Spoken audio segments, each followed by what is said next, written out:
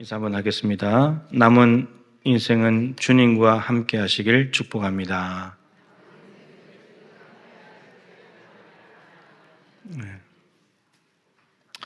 표정이 늘 함께 하고 있는데 또 이런 인사를 하십니까? 그런 표정인 것 같아요. 오늘 잘 들어보세요. 주님과 정말 함께 하고 있는지 우리가 하나님과 얼마나 동행하는가라는 제목으로 말씀을 전하겠습니다. 한 주간을 시작할 때 대체로 이제 화요일인데요. 우리 교직원들이 다 모여가지고 경건회를 하면서 한 주간을 시작합니다. 그 찬송을 한 장 부르고 성경을 한 장 이렇게 돌아가면서 몇 절씩 읽습니다. 지금 신명기 말씀 읽고 있는데요. 그리고 이제 사역을 점검합니다. 지나간 사역도 점검하고 앞으로 할 사역도 점검하고 그리고는 마지막 이제 통성으로 기도합니다. 현장 예배 못 오신 분들, 환우들, 또 수험생들 특별히 위해서 기도하고 새가족을 위해서 기도하고 교회 행사를 위해서 통성을 기도하고 또 돌아가면서 마무리 기도 이제 한 번씩 이렇게 합니다. 지난 화요일에 부른 찬송이 있는데 1부 때 설교 후에 불렀던 찬송입니다. 411장 내 마음속에라는 찬송가입니다. 거기 보면 후렴의 마지막 가사가 어찌 내가 주를 떠나 살까 라는 찬송이 있습니다.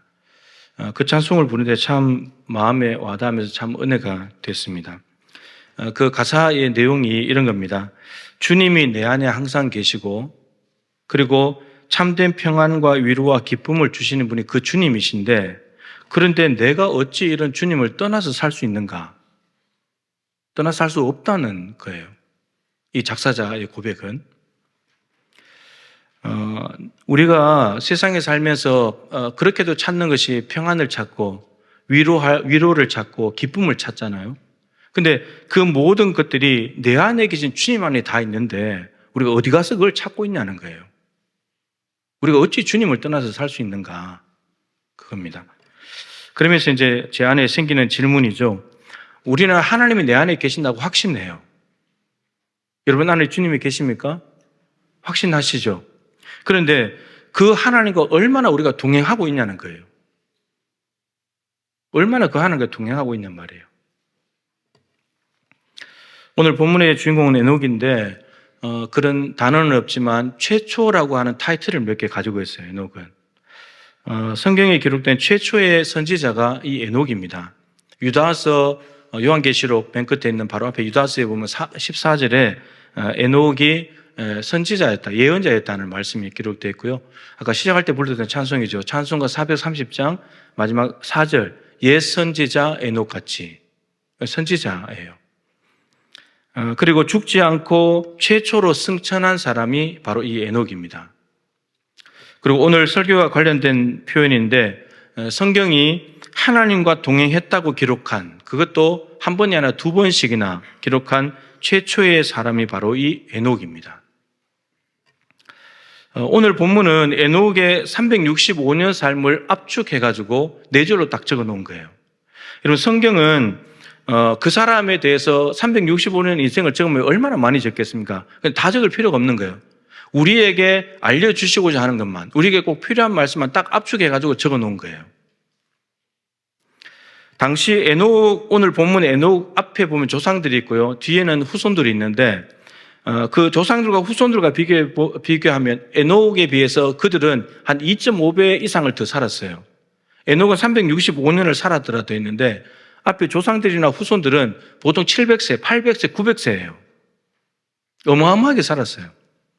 그런데 그 어마어마하게 산 세월 동안에 하나님이 동행하셨더라, 하나님과 동행했더라는 표현이 나오는 사람은 없어요. 그냥 몇 살에 누구를 낳았고 몇 년을 살면서 자녀를 낳다가 죽었더라가 끝이에요. 생육하고 번성하는 복을 받아서 자녀를 낳은 것은 귀한 일이지만 또 대를 이어준 것은 잘한 일이지만 그 700년, 800년, 900년 되는 인생을 압축해서 정리하니까 아무것도 없는 거예요. 아무것도 없는 거예요. 적을 게. 우리에게 알려줄 삶의 모범이 없는 거예요. 교훈이. 정말 중요한 메시지 하나는 이걸 알려주죠. 죽는다는 거. 다 죽는다는 거. 누군가 예외 없이 다 죽는다는 거. 이건 알려주는 거예요. 지금까지 우리의 삶을 압축해서 한 문장으로 말한다면 여러분들은 뭐라고 말할 수 있겠습니까?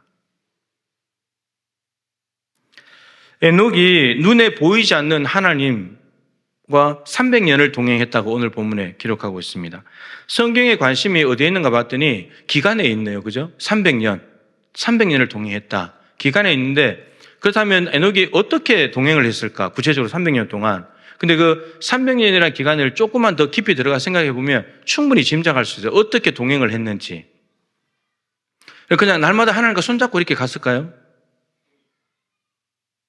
아니면 날마다 예배하고 24시간 예배하고 말씀하고 기도하고 그렇게 살았을까요? 그렇지 않은 거예요. 이게 좀 우리가 짐작이지만 해보자는 거죠. 300년을 동행했다는 말을 여러분 1년에 한 두세 차례 동행해놓고는 1년에 두세 차례 있으면 300년이면 한 900번 동행했다고 치는데 900번 동행한 걸 가지고 300년을 동행했다고 말할 수는 없잖아요. 우리 교회 교인들 중에도 아마 그런 분들이 있을 수 있는데 1년에 한 번 오시는 분 계시거든요. 송구영신 예배 때. 또 한 번 더 오면 성탄절 때. 또 한 번 더 오면 부활절 때. 근데 1년에 한 3번 정도 예배하면서 저 사람은 하나님께 예배하는 사람이다 이렇게 말할 수는 없잖아요. 예배 안 하는 날이 더 많으니까. 아프고 힘들 때 문제만 발생하면 하나님을 찾는 것을 두고 그 사람은 하나님과 300년을 동행했다 이렇게 말하면 가치가 떨어지는 거예요. 안 동행한 날, 함께 하지 않은 날이 더 많으니까. 적어도 동행하지 않은 날보다 동행한 날이 많고 비교도 할 수 없이 좀 많아야 되죠. 아슬아슬하게 많은 게 아니고 한 번 정도 많은 게 아니라 훨씬 더 많아야지 저 사람 하나님과 동행한 사람이야. 이래야 성경에 적을 만한 가치가 있지 않겠습니까? 에녹이 어떻게 동행했는지는 우리가 짐작할 뿐이지만 근데 확실한 건 이거죠. 에녹에게 있어서 삶의 최우선 순위, 에녹에게 있는 삶의 가장 귀중한 가치가 있는 것은 하나님과 동행하는 것. 이거예요. 700년, 800년, 900년을 살아도 이들에게 있어서 삶의 가치, 최우선 순위는 하나님이 아니었던 거예요. 에녹에게는 3분의 1 조금 더 되는 인생을 살았지만 하나님과 동행하는 게 최우선이었어요. 가치가 있는 일이었어요. 인간은 가치를 따라서 움직이잖아요. 이것이 가치가 있는가 저것이 가치가 있는가 따져서 가치가 더 높은 쪽을 선택하는 거예요. 에녹은 하나님과 동행하는 게 가치가 있었어요. 다른 사람은 그것보다도 다른 게 더 가치가 있었어요. 그러니까 삶의 모양이 다른 거예요. 에녹이 어떻게 하나님과 동행하는 것을 최고의 가치로 여기고 살았는가는 하나님이 에녹에게 어떻게 하시는가를 보면 금방 나와요. 오늘 본문에 있어요. 에녹이 하나님과 동행하는 삶을 귀하게 여긴 결과가 뭐냐면 하나님이 그를 데려가심으로 세상에 있지 않았더라. 간단해요. 한마디예요. 한마디로 말하면 하나님이 동행해버렸다는 거예요. 영원히. 에녹이 하나님과 동행했더니 하나님이 에녹과 동행해버렸다는 거예요. 여러분, 우리가 아는 대로 죽음을 보지 않고 승천한 사람은 성경에 두 사람밖에 없죠. 에녹과 엘리야밖에 없어요. 하나님 앞에 우리가 정말 위대하고 모범이 될 만한 사람들, 다윗, 바울, 이런 사람들 전부 다가 죽음을 거쳐갔어요. 예수님조차도. 그런데 보이지 않는 하나님을 믿음으로 마치 계신 것처럼 믿음으로 하나님과 동행하는 삶을 살았던 에녹의 삶이 하나님이 얼마나 마음에 드셨으면 죽음 통과, 바로 천국 이렇게 하시겠냐는 거예요. 히브리서 11장에도 믿음의 영웅 두 번째 인물 아벨 다음에 나오는 것이 에녹이잖아요. 믿음으로 하나님과 동행하는 삶을 살았는데 에녹은 옮겨지기 전에 하나님이 그를 데리고 천국으로 가시기 전에 이 땅에서 저 사람은 하나님을 기쁘시게 하는 사람이야 라고 하는 증거를 받았다는 거예요. 하나님이 에녹의 삶을 기뻐하셨다는 거예요. 쟤가 나하고 동행하려고 저렇게 애를 쓰는구나. 다른 것도 같이 있고 재미있는 일도 많을 텐데 나하고 함께 하려고 저렇게 애를 쓰는구나. 내가 에녹이 참 기뻐. 이렇게 하셨다는 겁니다. 최우선 순위였으니까. 하나님이 최우선 순위였으니까요. 그런데 주목할 것은 여러분 에녹도 우리와 같이 희로애락이 있었겠죠? 늘 기쁘기만 했을까요? 즐겁기만 했을까요? 그 당시에도 죄 있지 않았겠습니까? 조금만 더 지나면 노아 시대에 완전히 죄가 관영해가지고 세상을 다 멸해버렸는데 아픔도 있었을 겁니다. 병도 있었을 거예요. 고난도 있었을 거예요. 힘든 일도 있었을 거예요. 근데 그 모든 희로애락의 상황 속에서 에녹의 제일 중요한 것은 어떠한 상황이 오든지 간에 하나님과 동행하는 거였다는 거예요. 하나님을 귀하게 여기고 날마다 하나님과 동행하는 것을 가장 최고의 가치로 여기고 살았다는 것입니다. 어쩌면 즐겁고 기쁠 때보다도 자신의 연약함을 알게 됐을 때, 스스로 힘들고 고난, 어려운 문제들을 해결할 수 없으면 스스로 인정했을 때 오히려 하나님과 더 깊이 동행했을 수도 있어요. 하나님 안에 평안과 위로와 기쁨이 있었다는 걸 경험적으로 알았겠죠. 아, 하나님 이걸 주시는 분이구나. 그러니까 하나님과 더 동행하고 싶은 거예요. 더 하나님과 함께하고 싶은 거예요. 여러분은 하나님과 얼마나 동행하고 계십니까? 언제, 어디서나, 어떤 상황에서도 내 안에 계신 하나님과 함께하고 계십니까? 아까 1부 예배 때 찬송가 292장을 불렀는데 주 없이 살 수 없네. 여러분, 주 없이 살 수 없습니까? 있어요, 없어요? 정말이에요? 그럼 지난 한 주간 동안 주님하고 같이 살다 오신 거예요? 주님이 없는데도 잘 살아왔잖아요. 우리는 돈 없어서 못 산다 그러고 가난해서 못 산다 그러고 아파서 못 산다고 그러잖아요. 주님 없이도 우리는 얼마든지 살아요. 지난 한 주간 동안 주님 생각 얼마나 했어요? 생각 안 하고도 잘 살아요, 우리는. 네. 주님이 함께 하시지도 않는데 막연히 성경에 이제 들은 건 또 있어가지고 하나님이 함께 하신대. 그 들은 게 있어가지고 하나님이 막연히 함께 하시겠지. 그러면서 스스로 착각하고 사는 것은 아닌가요? 주님과 내가 동행하고 있다는 증거가 뭐예요? 자, 많이 말씀드린 말씀인데 이사야 1장 10절부터 15절에 보면 주전 8세기 이스라엘 백성들의 모습이 나옵니다. 아주 적나라하게 기록이 되어 있어요. 이스라엘 백성들이 안식일을 비롯해서 절기들을 엄청나게 열심히 지킵니다. 두 손은 무겁게 엄청난 재물을 가지고 옵니다. 기도도 많이 합니다. 그리고 성전에 계신 하나님을 향해서 갑니다.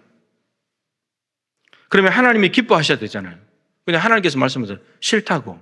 그만 가지고 오라고. 나 감당하기 힘들다고. 역겹다고. 심지어. 근데 주목할 단어가 이거예요. 너희들이 나한테 보이러 온다고. 눈도장 찍으러 온다고. 너희들 보이러 오는데 내가 너희들에게 있는 두 손에 있는 재물들 누가 요구했냐 그거? 나는 달라고 한 적이 없는데. 그러면서 하나님께 보이러 오니까 결과적으로는 마당만 밟고 가는 거예요. 이사야서 1장에 그렇게 되어 있어요. 여러분 예배의 목적이 뭡니까? 하나님 만나는 거잖아요. 하나님께 영광을 돌리고 하나님과 만나는 것인데 그런데 하나님 앞에 보이러 나오고 그러다 보니까 마당만 밟고 간다면 이건 무슨 뜻이에요? 하나님과 만남이 없다는 말이잖아요. 그런데 이스라엘 백성들은 그렇게 해놓고도 하나님께 오늘 내가 해야 될 도리를 다 했다고 하면서 그냥 기쁨으로 돌아가는 거예요 또. 왜 이런 일이 벌어지는가? 입술로는 몸으로는 분명히 하나님께로 향해서 왔고 재물도 준비해서 왔는데 뭐가 없는 거예요? 마음이 없는 거예요. 마음에 하나님이 없는 거예요. 몸은 여기 와 있는데 마음은 다른 데가 있는 거예요. 하나님을 속일 수는 없어요. 중심을 꿰뚫어 보시는 분이기 때문에. 같은 시대에 예언했던 호세아 선지자가 있는데 호세아 5장 4절과 6절 말씀 보면 더 정확하게 이렇게 무시무시하게 적어놨습니다. 우리가 정말 귀 기울여 드려야 될 말이에요.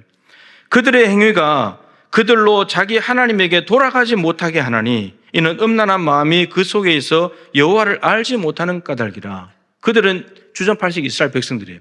이스라엘 백성들의 행위가 그들로 자기 하나님에게 돌아가지 못하게 막아버린대요. 왜? 이 안에 음란한 마음이 가득해서. 이것은 우상숭배에 연관이 되어 있어요. 바알을 하나님이라고 섬기고, 여러분 우상숭배를 할 때는 예배자들이 그 예배 순서 안에 음행이 있습니다. 예배 우상숭배하는 사람들끼리.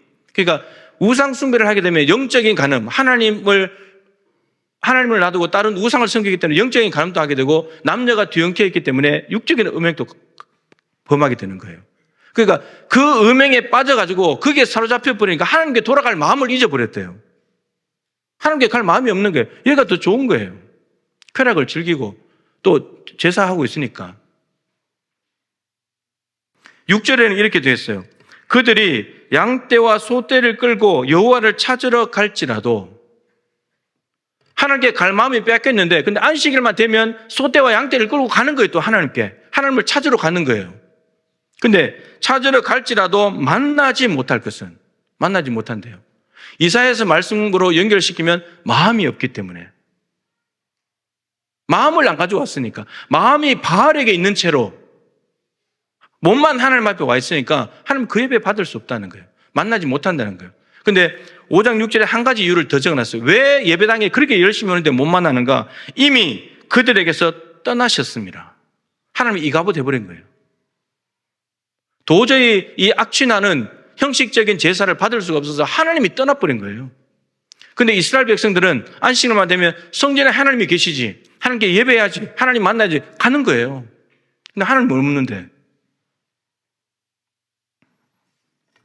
여러분, 집과 세상 속에서 살다가 성전을 향해서 하나님이 계시다고 철석같이 믿는 그 성전을 향해서 나왔는데, 근데 문제는 마음이 없기 때문에 하나님을 만날 수가 없다는 겁니다. 여러분, 성전에 와서 하나님을 만나지 못한다는 것은 6일 동안의 삶은 뻔한 거예요. 뻔한 겁니다. 만나지 못하는 거예요. 지금 여러분이 예배하는 이 자리에 있는 것만으로, 오늘 준비한 헌금만으로 내가 하나님을 만나겠다, 하나님과 동행하겠다, 그렇게 말할 수 없다는 거예요. 예배에 참석하는, 헌물을 준비하는 열심으로 본다면 이스라엘 백성들은 못 따라가요, 우리요. 못 따라가요. 근데 그 열심만으로 안 된다는 거예요. 그것이 하나님과 함께하고 있다는 걸 보장하지 않는다는 거예요. 우리의 심장, 우리의 가슴, 우리의 중심, 우리의 마음을 여기에 들이지 않는다면. 그냥 성전에 계시겠지, 당연히. 함께 하시겠지. 여러분, 이것이 중요한 것이 아니라 내 마음이 지금 어디에 있냐는 거예요. 세상에 있느냐? 하나님께 있느냐? 내가 정말 내 안에 계신 하나님, 이 예배당에 계신 하나님을 간절히 찾는 마음이 있냐는 거예요. 그것이 없이는 하나님을 볼 수 없습니다. 만날 수 없습니다. 예배를 1년 동안 100번을 드려도 그건 안 되는 일이에요. 그냥 마당만 밟고 가는 거예요. 마당만. 반대도 있어요. 누가복음 2장인데 몇 주 전에도 제가 말씀드렸는데, 예수님께서 12살 때 유월절을 지키기 위해서 예루살렘 성전에 왔습니다. 부모님과 함께. 유월절 절기가 다 끝나고 이제 집으로 돌아가는 길인데, 부모님들은 당연히 예수님이 함께 가는 줄로 알았죠. 근데 예수님은 성전에서 출발조차도 안 했어요. 마음과 생각으로는 주님, 예수님이 우리와 함께 하고 계셔, 함께 가실 거야, 그렇게 생각했어요. 그런데 실제로 예수님은 부모님 곁에 없었어요. 이유가 뭐냐면은 기준이 예수님이어야 되잖아요. 기준이 부모가 된 거예요. 예수님이 있는 곳에 가야 되잖아요. 예수님이 기준으로 예수님을 바라보면서 예수님께 가야 되는데, 근데 이 부모가 기준이 돼서 따라오라는 거예요. 그러니까 같이 할 수 없는 거예요. 성전의 절기를 마치고 집을 향해서, 세상을 향해서 삶의 자리로 내려갈 때 마음이 있다 할지라도 내 기준과 내 시선이 주님께 잡혀있지 않다면 우리는 동행할 수 없어요. 오늘 여러분들이 이 예배당에서 예배를 하고 집으로 이제 세상으로 삶의 자리로 돌아가는데, 이곳에 계신 주님이 당연히 함께 가시겠지라고 마음으로 생각하면서 내 시선과 기준을 주님께 맞추지 않고 살아간다면, 세상의 기준을 두고 내 기준으로 살아간다면 여러분, 세상 속에 나가서 주님을 한 번도 만날 수가 없습니다. 마리아와 요셉이 다시 3일 길을 거꾸로 찾으면서 올라와서 성전에서 만났습니다. 그리고 이제 다시 집으로 내려갔죠. 이제는 같이 갑니다. 보면서 갔겠죠. 함께 갔겠죠. 세상에 내려가서 같이 사는 거예요. 기준과 시선을 주님께 뒀기 때문에. 이 두 말씀을 정리하면 이렇게 되는 거예요. 우리의 시선과 우리의 입이 하나님을 고백하고 우리의 몸이 하나님께로 향한다 할지라도 마음이 없다면 성전에서조차도 하나님을 만날 수 없다는 것이고, 마음으로 하나님이 있다고 생각을 해도 우리가 세상으로 나아갈 때 우리의 시선과 기준이 하나님을 향하지 않는다면 세상에서도 하나님을 만날 수 없다는 것입니다. 우리의 시선과 방향과 몸과 그리고 마음까지 일부가 아니라 전부 다 이걸 총동원해서 하나님을 온전히 믿고 신뢰하면서 바라보며 살아갈 때만 우리는 성전에서도 동행할 수 있고 삶의 자리에서도 동행할 수 있습니다. 여러분, 에녹의 삶이 이랬다는 거예요. 에녹이. 이것이 성경에서 우리에게 반드시 남겨서 본보기로 삼고 우리에게 도전을 주려고 했던 하나님과 동행하는 삶이라는 거예요. 여러분, 이 삶을 예를 들어서 그대로 고스란히 담고 있는 한 인물을 소개하려고 합니다. 공관복음에 나오는 혈루증 여인입니다. 혈루증 여인. 예수님께서 야이로의 집으로 야이로의 딸을 고치기 위해서 이제 가시는 도중인데 이 혈루증 걸린 여인이 예수님 몰래 뒤로 와서 무리 틈에 끼어가지고 옷자락에 손을 댔습니다. 여인이 예수님의 옷자락에 손을 대는 순간 혈루 근원이 말라버렸다고 했습니다. 그러니까 하혈을 하는 병인데 지혈하는 임시 처방이 아니라 피를 흐르게 만드는 근본 원인을 치료해버렸다는 겁니다. 근원적인 치료를 해버렸다는 거예요. 그런데 예수님께서 갑자기 발걸음을 멈추시고 내게 손을 댄 자가 누구냐 물으십니다. 그런데 베드로가 얼른 대답을 하죠. 주님, 많은 무리들이 함께 가기 때문에 밀려가지고 손이 닿은 겁니다. 이렇게 말했습니다. 그때 예수님께서는 다시 말씀하십니다. 아니다. 내게 손을 댄 자가 있다. 왜냐하면 내게서 능력이 나간 줄을 알미로다. 이게 제일 중요한 건 안다는 거예요. 알미로다. 혈루증 여인은 예수님 몰래 뒤에서 예수님의 옷자락에 손을 댔는데 예수님은 손을 댄 자가 있다는 걸 아셨다는 거예요. 능력이 빠져나갔으니까. 예수님의 옷자락에 닿은 사람들은 베드로의 말처럼 많은 무리가 있었을 것입니다. 손댄 사람이 한두 명이 아니라는 거죠. 그런데 여러분, 무리에게 밀려서 손이 옷자락에 닿은 것과 목적과 의도를 가지고 일부러 댄 것은 다르죠.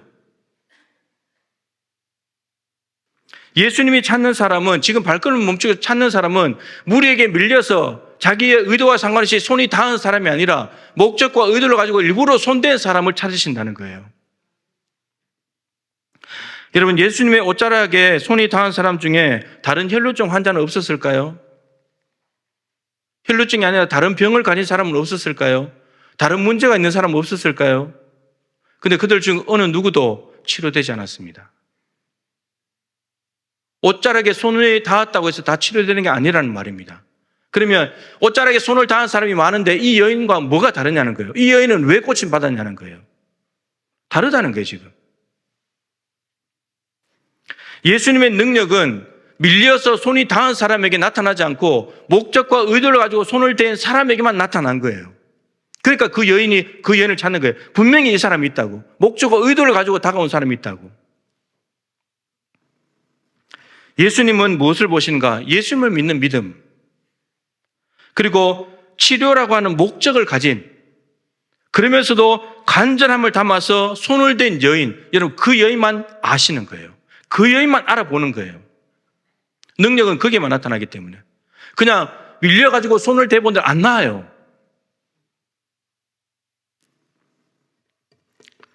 예수님을 바라보는 믿음, 시선이잖아요. 내가 오늘 예수님 뒤에 가가지고 내가 손을 대야지. 믿음, 시선을 바라보고 다가가는 용기, 방향이잖아요. 기준이 예수님이잖아요. 그리고 간절함을 담아서 손을 대는 것, 마음이 있잖아요. 이게 다 한데 어우러지니까 하나님께서 거기에 반응하시면서 능력으로 치료해버린 거예요.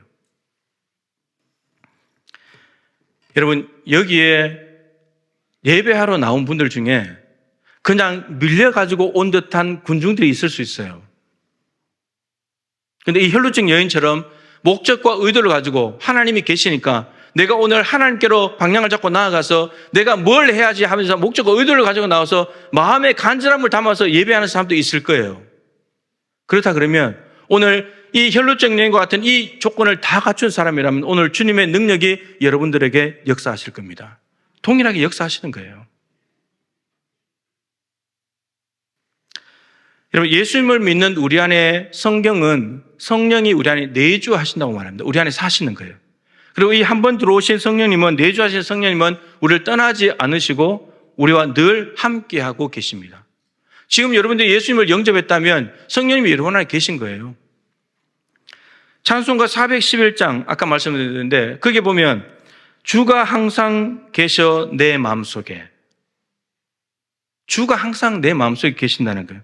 그리고 그 주님께서 주시는 게 뭐냐면 평안도 주시고 위로도 주시고 기쁨도 주신다는 거예요. 여러분, 고난이 없고 슬픈 일이 없고 아프지 않아야 평안과 위로와 기쁨이 있을 것이라고 우리는 생각해요. 근데 그게 아니란 말이에요. 참된 평안과 위로와 기쁨은 우리의 기분이나 우리 주변의 환경이 좋은 환경이 갖다 주는 것이 아니라 내 안에 계신 주님이 주시는 선물이라는 거예요. 그러면 주님이 우리 안에 계시다는 말은 이미 평안과 위로와 기쁨은 우리 안에 있는 거예요. 우리가 그걸 힘든 일을 만나고 아프면 인정을 안 하는 게 문제인 거죠. 그러니까 동행이 안 되는 거예요. 안에 계신데도 동행이 안 되는 거예요.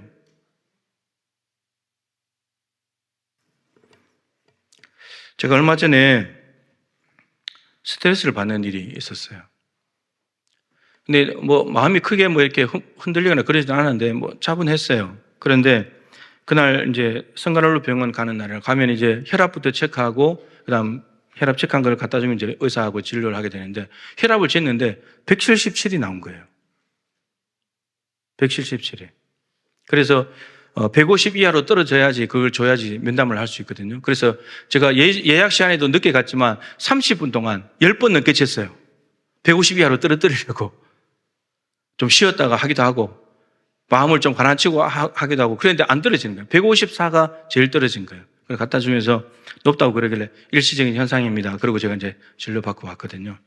그런데 제가 가만히 앉아서 생각을 하는데 어떤 마음이 드냐 하면 스트레스를 받게 한 일에 대한 분노가 아니라 너무 부끄러워지는 거예요. 아니, 내가 지금 12년 동안에 그렇게 힘들고 어려운 시간들을 참고 인내하면서 여기까지 왔는데 내가 이런 일로 지금 혈압이 상승해? 겨우 이런 일로 지금 내가 혈압이 높아져서 진료를 못 받고 이게 너무 창피하게 느껴지는 거예요. 여러분, 이게 뭐냐면은 예수님이 내 안에 계시는데도 불구하고 내가 동행하지 않는 거예요. 이게 주님과 함께 하지 않는 삶인 거예요. 내가 죽고 예수님이 내 안에 살아 계시다면 왜 열받냔 말이에요. 왜 혈압이 올라갔냔 말이에요. 새벽기도 때 민수기 16장 이제 읽어 나갈 텐데 고라, 다단, 아비람, 온 250명의 지휘관이 모세와 아론을 반역합니다. 왜 너희들만 높이냐? 우리도 제사장을 한다. 너 지도력에 문제가 있어서 우리 가나안 땅에 못 데려가는 거야. 막 반역을 합니다. 그럼 모세가 자기들이 못 간다고 해가지고 가나안 땅에 못 가는 건데 모세 보고 네가 지도력이 약해서 못 간다는 거예요.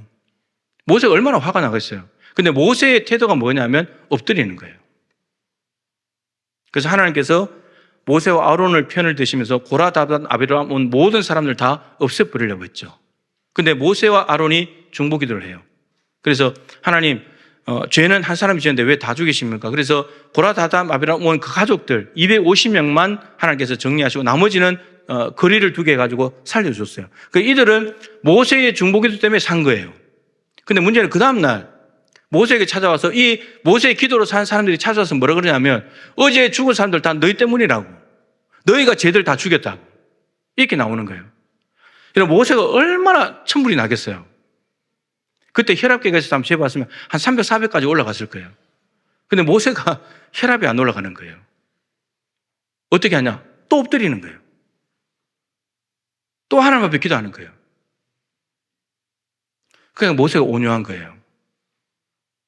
그런 일들에 대해서도 자기들이 잘못한 건데 모세 탓을 하면서 모세를 반역하니까 열받을 만한 일인데 그것에 대해서 대응하지 않고 엎드리는 거예요. 제가 그거 말씀과 함께 예레미야 12장 말씀을 같이 전했어요. 예레미야 12장은 예레미야가 하나님은 의로우신 분이십니다. 그렇다면 이 땅에 의인이 복을 받고 악인이 잘못돼야 되는데 그런데 하나님이 의로우신데도 불구하고 왜 이스라엘 백성들, 하나님의 백성들은 거꾸로 살아갑니까? 악인이 왜 이렇게 형통합니까? 반역한 사람들이 왜 이렇게 평안을 누립니까? 이렇게 하나님께 대들듯이 질문을 해요. 하나님이 뭐라 그러시냐면은 예레미야야, 네가 지금 이스라엘 백성들 세상 돌아가는 꼴을 보면서 못마땅해 하는 것은 보행자하고 가는 수준이야. 근데 네가 상대해야 될 사람이 누군지 아냐? 말이야, 말. 보행자, 사람 한 명 정도 걸어가는 정도가 말과 너 경주에서 이겨야 돼. 그리고 지금 이 정도는 세상이 이 모양 된 것은 그냥 평평한 땅을 걸어가는 정도야. 근데 너 어떻게 해야 되는지 아냐? 너 요단 강물이 넘쳐날 때 거기서 너 버텨내야 돼. 요단 강물이 흘러 넘칠 때도. 그러니까 이 말이에요. 너 백성들 세상 탓 그만하고 네가 강해져야 돼. 이러면 네가 더 센 사람이 돼야 돼. 이 말은 뒤에 더 센 놈이 온다는 거죠. 센 사람들이 온다는 거예요. 그러면서 말과 그 넘치는 요단 강물이 누구냐 하면은 예레미야의 형제들이고 가족들이에요. 가족들이 와서 너를 속일 거다. 너 좋은 말로 그들이 막 말할 텐데 그거 속지 말라고. 여러분, 이스라엘 백성들에게 예언하는 선지자로서 백성들이 살아가는 삶의 모습을 힘들어하는 것 있을 수 있는 일인데, 근데 가족들이 자기들을 속이고 힘들게 한다. 이게 더 힘든 일인 거예요. 근데 너 그것까지, 그게 말과 경주하는 거고 그게 요단강물이 넘쳐나는 상황인데 그것까지 이겨내야 된다고. 그러니까 모세 네가 강해져야 돼. 근데 예레미야 네가. 근데 모세가 강해지는 방법이 엎드리는 거더라고요. 그 제가 엎드렸어요. 하나님, 제가 더 강해지겠습니다. 탓하지 않고 제가 더 강해지겠습니다. 기도했어요. 그리고 지난주에 이제 하동에 이제 치료받으러 가는 날이라서 오랜만에 갔는데 거기 가서 혈압을 쟀어요. 얼마 나올게요? 117이 나온 거예요. 지금까지 성가를로 병원 가서 한 번도 나온 적이 없는, 그때보다 더 내려간. 이게 동행하는 삶이에요. 그냥 예배당에 오면 동행하고 그냥 주님을 한번 부르면 동행하고 그런 거 아니고요. 하나님과 동행하는 내눈의 삶은 24시간 예배, 말씀, 기도 이거 아니라고요. 그것도 있겠지만 삶의 작은 일 하나하나까지 내 안에 계신 주님 의지하면서 살아가는 거예요. 그게 동행하는 거예요. 우리가 자꾸 예배, 말씀, 기도만 생각하니까 다른 걸 다 놓치는 거예요. 동행하는 삶을. 그리고는 우리도 이스라엘 백성들하고 똑같지 않습니까? 세상에서 막 엉망으로 살아놓고 주일날 와가지고 나 하나님과 함께 하고 있다고. 그거 아니라니까요. 그게 1년 365일 중에 52번 예배하고 하나님과 동행했다고 말할 수 있어요? 300일을 하나님과 함께 예배도 안 하고 살아가고 있는데 어떻게 그게 동행이냐고 할 수 있냐고요. 에녹의 삶이 365년 우리에 비하면 엄청나게 많이 산 건데, 근데 딱 4절 정말 우리에게 하시려고 하는 말씀이 뭘까? 전 이제 이런 생각이 들더라고요. 우리가 해야 될 일은 이 땅에서 죽을 때까지 하나님과 동행하는 거고, 그렇게 하면 이제 하나님의 일이 시작되는데 하나님이 우리와 동행하신다는 거, 책임진다는 거, 영원까지. 그러니까 에녹 앞에 뒤에 있는 수많은 사람들이 있는데 그들의 인생은 뭐냐면 하나님과 동행하는 삶, 동행하지 않는 삶을 그냥 펼쳐놓은 거예요. 근데 그들의 삶을 다 압축하면 너희들 다 에녹같이 살면 좋겠다. 너희들은 나와 동행하려고 해. 몸부림쳐. 그럼 내가 동행할게. 이거 하나로 끝내려고 하는 거예요. 에녹이 성경에 많이 나오지 않지만 이 짧은 4절로 우리에게 주시는 그 인생 전체예요. 인생 전체에 대한 교훈을 주는 거예요. 우리의 일생을 압축하고 또 압축하면 우리가 하나님과 동행했더니 하나님께서 우리와 동행하셨더라. 이것이 될 수 있다면. 예전에 말씀드렸지만 저는 묘비에 하나님과 동행한 사람, 이렇게 우리 아들, 딸이 적어주면 좋겠어요. 그러려면 그렇게 살아야 되잖아요. 그죠? 분명히 자식들이 나쁜 말을 안 적어 놓을 거예요. 아빠가 화를 냈다. 돈만 얘기하더라. 이런 아빠 이렇게 적어 놓지는 않을 거예요. 그죠? 성경 구절을 적어 놓든지 뭘 적어 놓을 텐데 저는 정말 우리 아빠가 하나님과 동행하려고 몸부림치는 사람이다. 그렇게 적어 준다면 성공하는 인생 아닙니까? 거꾸로 생각하면 되죠. 여러분들은 자녀들이 묘비에 뭘 적어 주면 좋겠습니까? 그거 가지고 지금 살면 되는 거예요. 그거 가지고. 에녹은 365년 살다가 가버렸지만 실제로 오늘 말씀은 에녹의 묘비에 하나 적어놓은 거죠. 하나님과 동행한 사람 적어놓은 거예요. 언제 어디서 무엇을 하든지 어떤 상황이 있든지 오직 내 안에 계신 하나님과 이 땅뿐만 아니라 영원한 천국까지 동행하시는 주인공 되시기를 축복합니다. 우리 아까 찬양 앞부분에 한번 불러본 건데요. 사실은 이거 30년 전에 청년 시절에 불렀던 찬양이에요. 그래서 우리 동행이라는 오늘 말씀에 딱 맞는 곡인데요. 네, 여기 와서는 처음 불러보는 것 같아요. 그래도 가사가 딱 이제 좋으니까요. 한번 불러보면 좋겠습니다.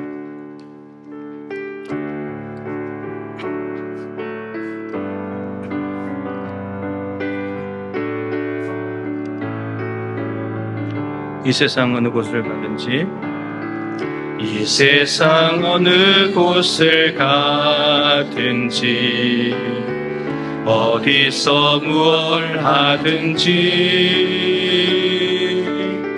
주님과 동행할 때 기쁨 얻으니 주님의 축복이 있으니 이 세상 가야 할 곳 많고요. 이 세상 가야 할 곳 많고요.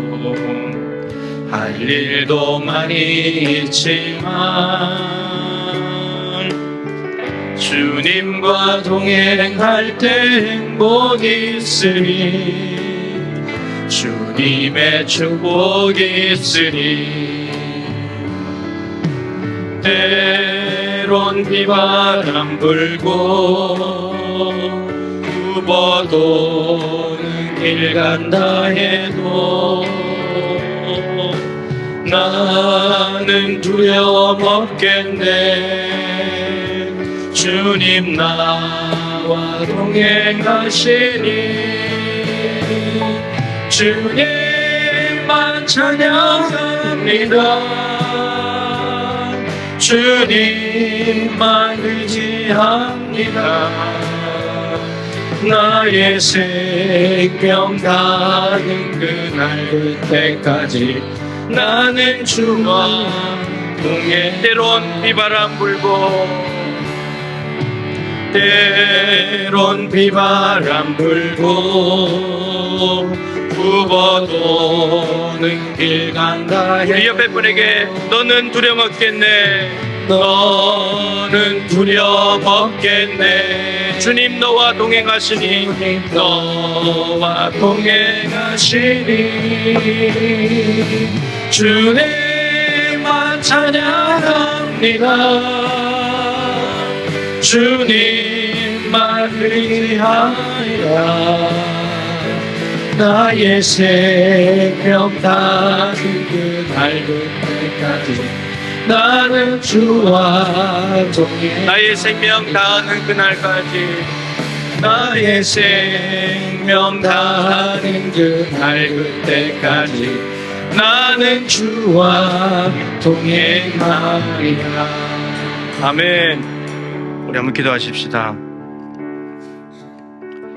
이 세상 어느 곳을 가든지 어디서 무엇을 하든지 주님과 동행할 때 기쁨이 있고 행복이 있고 복이 있다고 말씀하십니다. 여러분 이거 얻고 싶지 않으십니까? 우리가 예배당에 와서만 기쁨과 행복을 사모할 것이 아니라 주님과만 함께 한다면 어디든지 있다는 거잖아요. 주님만 의지하고 그렇게 살아간다면 우리가 예배당뿐만 아니라 삶의 자리에서도 언제 어디서나 주님과 동행하면서 그 평안과 기쁨과 위로를 누릴 수 있다고 말씀하십니다. 하나님, 에녹의 삶에 도전하겠습니다. 에녹과 같은 그러한 인생 되게 하여 주시옵소서. 나의 불완전함과 무능함을 깨달을 때 내가 내 인생의 주인이 되어서 마음대로 가지 않을 것입니다.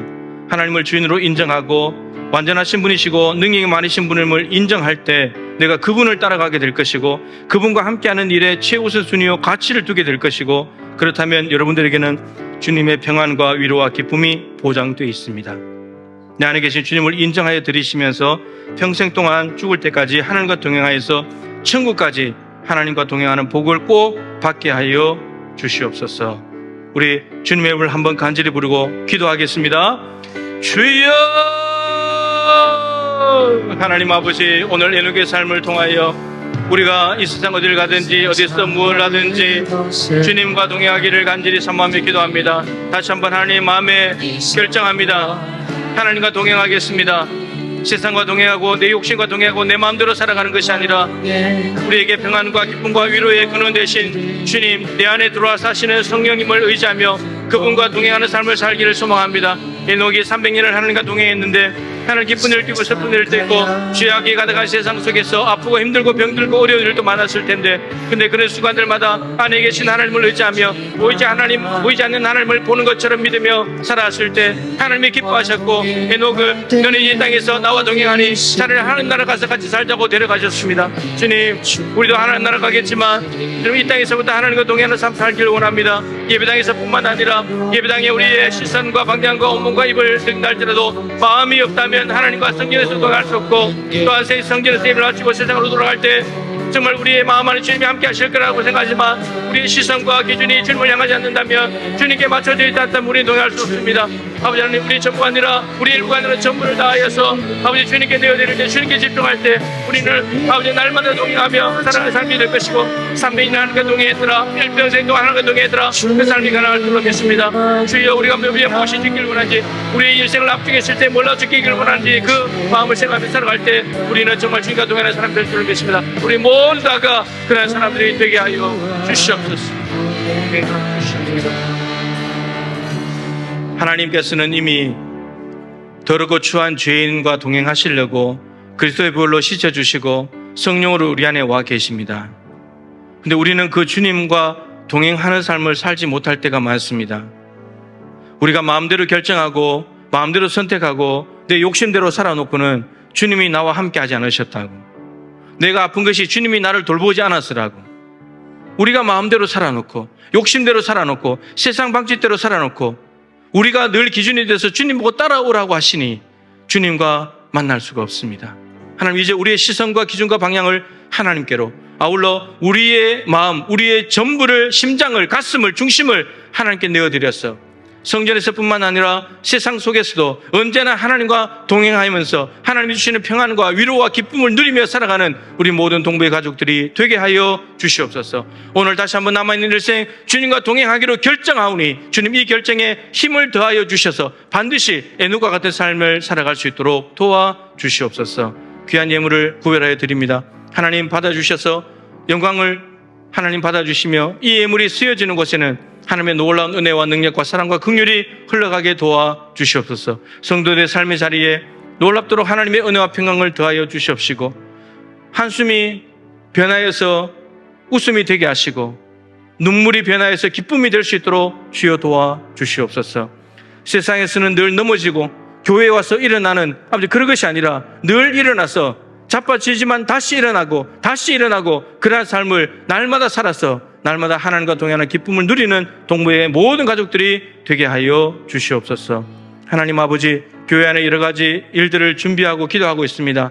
성령께서 도와주셔서 한 번 한 번 하는 일들이 오로지 하나님께 영광이 되게 하시고 성도들에게 무한한 유익이 되며 믿음이 자라가는 귀한 시간이 되게 하여 주시옵소서. 다음 세대 수능 치는 자녀들을 축복합니다. 한 달 남았습니다. 하나님 마무리 잘할 수 있도록 도와주시고 수시와 정시를 통해서 다음 단계들을 잘 준비하여 이 모든 과정들을 잘 감당함으로 하나님이 궁극적으로 보내시고자 하는 곳에 이룰 수 있도록 우리 자녀들의 길을 인도하여 주시옵소서. 하나님, 지금 전쟁의 동안이 속에 무고한 생명들이 목숨을 잃고 있습니다. 힘겨루게 하느라고 또 주변 나라들이 동맹관계를 통해서 도와준다고 엄포를 놓으면서 5차 중동 전쟁이 일어나지 않을까 염려가 되고 있고, 또 이런 흐름들을 잘못해서 타버리게 되면 욱하는 마음에 전쟁을 또 불사하고 나갈 수도 있는데, 주님 이 한반도까지 긍휼을 베풀어 주옵시고 인간의 어리석음을 멈추게 하여 주시옵소서. 그리스도의 십자가의 피 묻은 복음이 전 세계를 덮게 하여 주셔서 그 복음 앞에 온갖 무기들과 인간의 계략과 어리석음들이 무용지물 되게 하여 주옵시고 오직 하나님 나라가 편만하게 이루어지게 도와 주시옵소서. 저 북녘 땅에도 속히 푸른 그리스도의 계절이 오기를 원합니다. 제사장 나라로 사용하시기를 원하시는 하나님의 뜻을 이루어 드리는 동부교회가 되게 하여 주옵시고 대한민국을 하나님께서 열방 가운데 사용하여 주시옵소서. 지금은 구주 예수 그리스도의 크신 은혜와 우리 하나님 아버지의 측량할 수 없는 사랑하심과 보혜사 성령님의 교통하심이며 충만하심이 남은 생에 에녹처럼 언제나 어디서나 어떤 상황에서도 하나님만 동행하는 삶을 살기를 소망하는 동부의 가족들 한 분 한 분 머리 위에 저들의 기도 제목과 저들의 강구 위에 교회에 진행되는 모든 일들 가운데 전 세계 열방까지 선교사님들 위해 항상 함께하여 주시기를 간절히 축원하옵나이다. 아멘.